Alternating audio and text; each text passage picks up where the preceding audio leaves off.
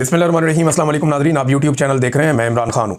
नाज़रीन, DGISPR की press conference के बाद जो सबसे इंपॉर्टेंट जवाब आना था वो सुहेल अफरीदी का था। इमरान खान साहब का भी अडयाला जेल से एक जवाब मौजूद है, वो भी मैं आपके सामने रखता हूँ। लेकिन सुहेल अफरीदी ने क्या कहा, उन्होंने कहा कि इमरान खान साहब पाकिस्तान के मकबूल और अवामी एतमाद रखने वाले कबूल तरीन लीडर हैं और पाकिस्तान तहरीक इंसाफ इस वक्त मुल्क की सबसे बड़ी सियासी जमात की हैसियत रखती है।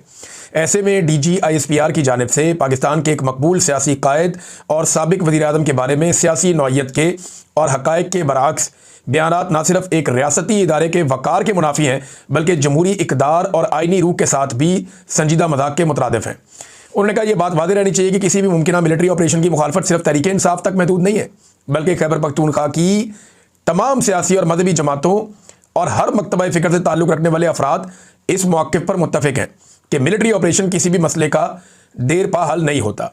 मसला सिर्फ ये नहीं है कि रियासत दहशतगर्दी के खिलाफ संजीदा नहीं है, मसला ये भी है कि फ़ैसले ज़मीनी हक़ाइक़, मुंतखब नुमाइंदों, मकामी आबादी और सूबाई हुकूमत को एतमाद में लिए बगैर किए जा रहे हैं। ज़मीनी हक़ाइक़ ये हैं कि आज भी खैबर पख्तूनख्वा के मुतअद्दिद अज़ला में अवाम अदम तहफ़्फ़ुज़, माशी जमूद, नकल मकानी के खदशात और रियासती पॉलिसियों पर अदम एतमाद का शिकार है। कारोबार, तालीम और मामूलात ज़िंदगी बार बार मुतासिर हो रहे हैं, जबकि मकामी आबादी को फ़ैसला साजी में शामिल नहीं किया जाता।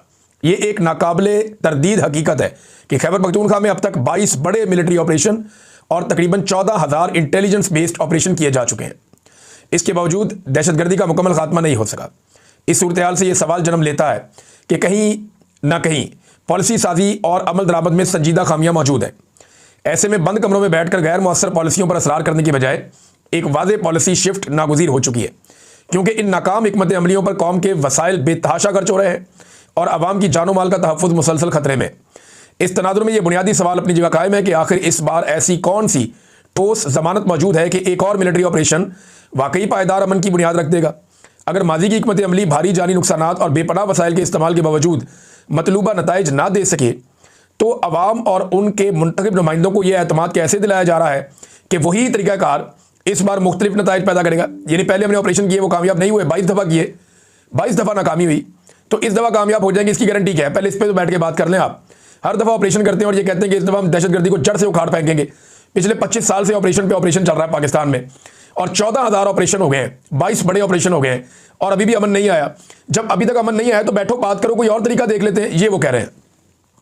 पॉलिसी साजी में शफाफियत, वाज़ेह अहदाफ और काबिल पैमाइश नताइज के बगैर किसी भी नए इकदाम से अमन के बजाय मजीद गैर यकीनी सूरत हाल जन्म लेने का खदशा है। वो सुबह जिसने दहशतगर्दी के खिलाफ जंग में तकरीबन 80,000 कीमती जानों की कुर्बानी दी, इसके अवाम और इनके जमहूरी मैंडेट को दहशतगर्दी से जोड़ना नहायत अफसोसनाक और तकलीफ दे अमल है। एक रियासती इदारे के नुमाइंदे का इस तरह की मनफी सोच न सिर्फ कौमी यकजहती को नुकसान पहुंचाती है, बल्कि मेरे अजीम मुल्क पाकिस्तान के इस्तेहकाम के लिए भी नुकसानदेह साबित हो सकती है। यह भी एक तल्ख हकीकत है कि बारहा खबरदार करने के बावजूद खैबर पख्तूनख्वा में दहशतगर्दी को दोबारा दाखिल होने दिया गया और खुद साख्ता बयानियों के जरिए इसके फैलाव में इजाफा हुआ। 2 दहाइयों पर मुहित मुसलसल कुर्बानियों के बावजूद एक सूबे के अवाम को बेमकसद और गैर संजीदा प्रेस कॉन्फ्रेंसों के जरिए मुर्द इल्ज़ाम ठहराना हमारे शोहदा और इनके लवाहिकीन की कुर्बानियों की सरीह तौहीन है, जो किसी सूरत काबिल कबूल नहीं है। पाकिस्तान तहरीक इंसाफ ने भी इस जंग में भारी कीमत अदा की है। पार्टी के ओहदेदारान, मुंतखब नुमाइंदगान और वज़रा दहशतगर्दी का निशाना बने हैं। किसी को गोलियों से शहीद किया गया और किसी ने धमाकों में जामे शहादत नोश किया। ऐसे में एक रियासती इदारे के डायरेक्टर जनरल की जानिब से गैर जिम्मेदाराना और गैर मुदल्लिल इल्ज़ामात न सिर्फ पाकिस्तान तहरीक इंसाफ की सबसे मकबूल सियासी जमात के खिलाफ एक नफरत को हवा देते हैं, बल्कि ये तासुर भी जन्म देते हैं कि गोया किसी सियासी कुव्वत को दहशतगर्दों के रहमो करम पर छोड़ने की ख्वाहिश पॉलिसी का हिस्सा बन चुकी है, जो एक खतरनाक और अफसोसनाक सोच की अक्कासी है। दहशतगर्दी और बदअमनी के मसले का देर पा हल निकालना है तो प्रेस कॉन्फ्रेंसेज और यकतरफा फैसलों की बजाय खैबर पख्तूनख्वा असम्बली में तमाम सियासी और मजहबी जमातों और हर मकतबा फ़िक्र से ताल्लुक़ रखने वाले अफराद पर मुश्तमिल कौमी जरगे के मुत्तफ़िक़ा एलामिये पर अमल होने दिया जाए। यह भी लाजमी है कि मुस्तक़बिल में फ़ैसले बंद कमरों और फ़र्द वाहिद की ख्वाहिशात की बजाय तमाम स्टेक होल्डर्स और अवाम के मुंतखब नुमाइंदों की बनाई गई पॉलिसीज़ के तहत किए जाए। देखिए वो क्या कह रहे हैं, बात वही है साथी कि जनाब आपने इतनी दफ़ा ऑपरेशन करके देख लिया। देखिए इसको ज़रा थोड़ा सा और सिंप्लीफाई कर देते हैं। बारीक नुकता है, ज़रा आप समझिएगा। सिक्योरिटी की ज़रूरत हमेशा लड़ाई के माहौल में रहती है और जो सिक्योरिटी की ड्यूटी करने वाले लोग होते हैं या इदारे होते हैं, उनकी कोशिश होती है कि लड़ाई लगी रहे। जितनी देर लड़ाई लगी रहेगी उनकी रेलिवेंस बरकरार रहेगी, क्योंकि वो लड़ाई करने के लिए हायर किए जाते हैं। तो हुआ यह है कि इतने लंबे अरसे से ये लड़ाई चल रही है, बार बार लोगों को उनके इलाकों से निकाला जाता है, उनकी चीज़ें तबाह कर दी जाती हैं, लोगों के साथ धोखा होता है। तो सिक्योरिटी फोर्सेज के नौजवानों ने भी बेचारों ने कुर्बानियाँ दी, लेकिन ज़्यादा कुर्बानियाँ पाकिस्तान के आम आवाम ने दी हैं। अब लड़ाई को दोबारा से शुरू करने के लिए दहशतगर्दों को वापस भी लाया गया और वो बाई डिज़ाइन वापस लाया गया। मुराद सईद और इमरान खान चिल्ला रहे थे, मैं उस पर वीलॉग कर रहा था। मुझे उस वक्त डंडा दिया हुआ था एसपीआर ने और आईएसआई ने कि ये तुम प्रोग्राम क्यों करते हो, दहशतगर्दों को वापस लाने के हवाले से बात क्यों करते हो तुम, और हमने क्या करना है। तो हम इसके ऊपर प्रोग्राम उस वक्त भी कर रहे थे। मैं पाकिस्तान में था, मैं गिरफ्तार भी हुआ उन दिनों में। तो मामला ये है कि दहशतगर्दों को आप लेकर आए, अब जब लेकर आए तो उनको आप संभाला, आपसे फिर आप उनके ऊपर ऑपरेशन करना चाहते हैं। लेकिन अब मकामी लोग ये समझते हैं, जो कबायली लोग हैं वो क्या समझते हैं, वो ये समझते हैं कि दहशतगर्दों के कुछ ग्रोहों से मिलिट्री एस्टेब्लिशमेंट की लड़ाई है और कुछ के साथ इनकी दोस्ती है। और वो ये समझते हैं कि दहशतगर्दी खत्म नहीं होगी किसी भी ऑपरेशन के नतीजे में। ये दहशतगर्दी के खिलाफ लड़ाई नहीं है, बल्कि वसाइल पे कब्जे की लड़ाई है। मकामी लोगों को ये लगता है कि दहशतगर्दों के कुछ ग्रोह और मिलिट्री एस्टेब्लिशमेंट ये मिलकर हमारी ज़मीनों पर, हमारी मादनियात पर कब्जा करना चाहते हैं और ये हमें नुकसान पहुंचाना चाहते हैं। अब जिन लोगों का पहले माजी में नुकसान हुआ था, उनके नुकसान का अदाला अभी तक नहीं किया गया, और जो आम लोग हैं उनका नुकसान हमेशा दहशतगर्दों से और सिक्योरिटी फोर्सेस से ज़्यादा होता है। ये वो वजूहात हैं कि लोग मुतनफ़र हैं। फिर DGI-SPR ने यह भी स्टेटमेंट दे दिया कि मादनियात कोई जहेज़ में लेकर आया था। अब लोगों के दिमाग में ये भी है कि इनके दिमाग में ये है कि मादनियात हमने निकालनी है, तो मादनियात तो लोगों का हक है, वो पाकिस्तानियों का हक है, वो किसी इदारे की तो नहीं है। तो वो पाकिस्तानियों के ऊपर लगेगा ना पैसा, या कोई कमा के अपनी जेब में डाल देगा कमीशन खा के, तो ये तो नहीं होगा। ये लोग ये समझते हैं कि इनकी ज़मीनों पे कब्जे होने चाहिए। इमरान खान ने स्टेटमेंट दिया था, वो भी बड़ा इंपॉर्टेंट है। इमरान खान ने बहुत पहले इस हवाले से अपना बयान दे दिया था 2021 में। ये इमरान खान का स्टेटमेंट मैं आपको पढ़ के सुना रहा हूँ, जेल से उन्होंने स्टेटमेंट दिया। 2021 में उस वक्त की फौजी क़यादत ने हथियार फेंकने वाले दहशतगर्दों को वापस बसाने का मंसूबा पेश किया था। कौन था? General Bajwa, general Nadeem Anjum. मगर इस मंसूबे को खैबर पख्तूनख्वा और कबायली इलाकों के हमारे मुंतखब नुमाइंदों ने मुस्तरद कर दिया था। इस मंसूबे पर हमारे दौर में अमल नहीं हुआ था। लेकिन अब हकायक के बरक्स तहरीके इंसाफ की हुकूमत पर यह सरासर झूठा इल्ज़ाम लगाया जा रहा है कि मुल्क में दहशतगर्दी उस दौर में लाई गई और दहशतगर्द लाकर बसाए गए। कौम को बताया जाए कि कौन से दहशतगर्द कब, कहां और कैसे बसाए गए। यही सवाल हमने पिछले वीलॉग में पूछा था। तो इमरान खान साहब ने तो जेल से बैठ के जवाब दिया कि जनाब मैं तो दहशतगर्द नहीं लेकर आया, दहशतगर्द तो आप लोग लेकर आए थे। अब यहां पे एक स्टेटमेंट जो है ना मुशाहिद हुसैन सैयद साहब का भी है, बड़े सीनियर सियासतदान है। वो ये कहते हैं कि मुज़ाकरात के लिए TTP के कुछ लोगों को छोड़ा गया, इसके नतीजे में पाकिस्तान में दहशतगर्दी बढ़ गई।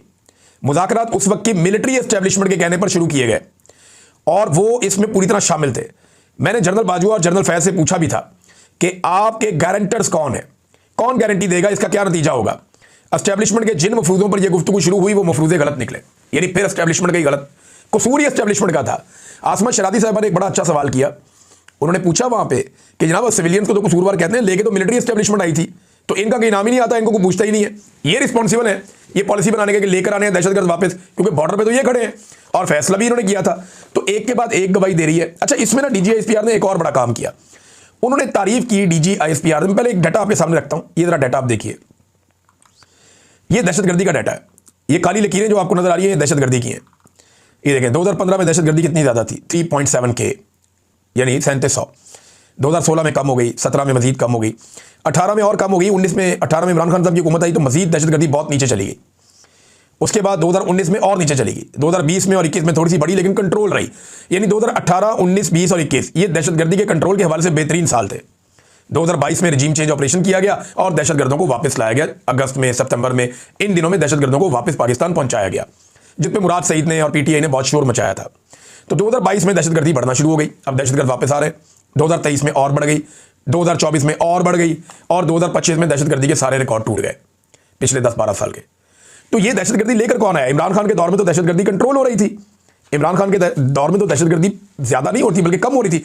अच्छा, DGI-SPR ने ना ANP की बड़ी तारीफें की, नवाज शरीफ की भी तारीफें की कि ये बहुत अच्छे लोग हैं। जरा पहले ये तारीफें आप DG की सुने, उसके बाद मैं बताता हूं कि ANP ने इनको जवाब कैसे दिया। ANP और बाकी बहुत से पॉलिटिशियंस और पॉलिटिकल पार्टी, खैबर पख्तूनख्वा की गयूर पॉलिटिकल पार्टी, मुहब्बे वतन, इस अपनी धरती से प्यार करने वाले, वो दहशतगर्दी के खिलाफ खड़े हुए या नहीं खड़े हुए? ये जनाब DGI-SPR ने कह दिया कि ये दहशतगर्दी के खिलाफ खड़े हुए।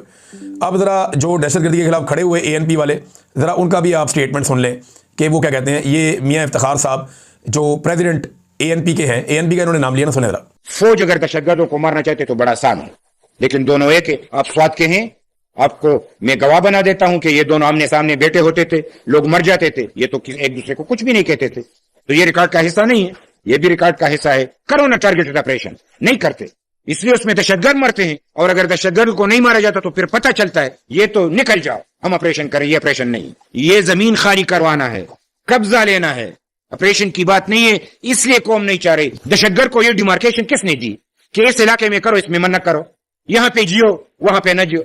आपको यहाँ पे सपोर्ट मिलेगी, यहाँ पे नहीं मिलेगी। ये अमन पंजाब में है, यहाँ पे क्यों नहीं? ये जनाब एएनपी की बहुत तारीफें की डीजीआईएसपीआर साहब ने, तो एएनपी का मौक़िफ़ मैंने आपके सामने रखा। अभी आपके सामने ना एमएल वली खान का मौक़िफ़ भी रखते हैं।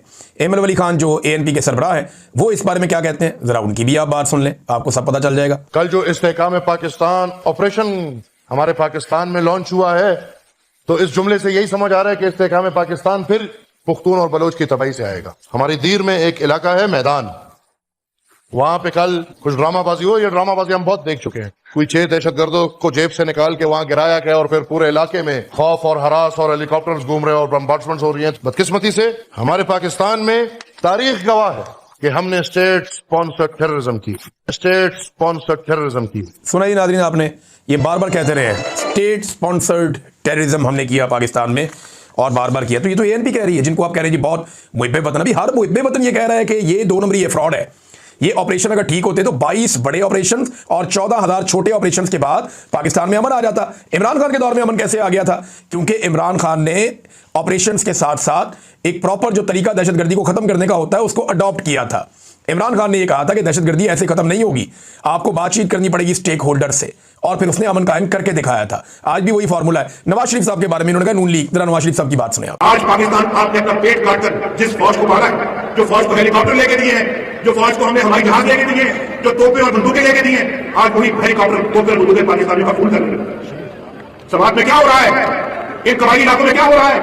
बलोचिस्तान में अकबर टुकड़ी को मार दिया गया, बालाज मरी को मार दिया गया। ये पाकिस्तान में कराची के अंदर 48 लाशें गिर गई। जिस दिन 48 लाशें कराची में गिरी, उस दिन रात को मुशर्रफ ने इस्लामाबाद में जलसा करके इस तरह से सब पूरी कौम के सामने अपने ये बाजू ऐसे करके दिखाए थे कि देखो मैं सबसे ज्यादा ताकतवर हूं। ये इस तरह, ये इससे बड़ी गुंडागर्दी ज्यादती जुल्म और क्या हो सकता है? और ये कौम देखती रहे, मैं तो नहीं देख सकता। जी नादरीन, ये आपने सुना, नवाज शरीफ कह रहे हैं कि इससे बड़ी गुंडागर्दी और क्या होगी, अकबर बुट्टी को भी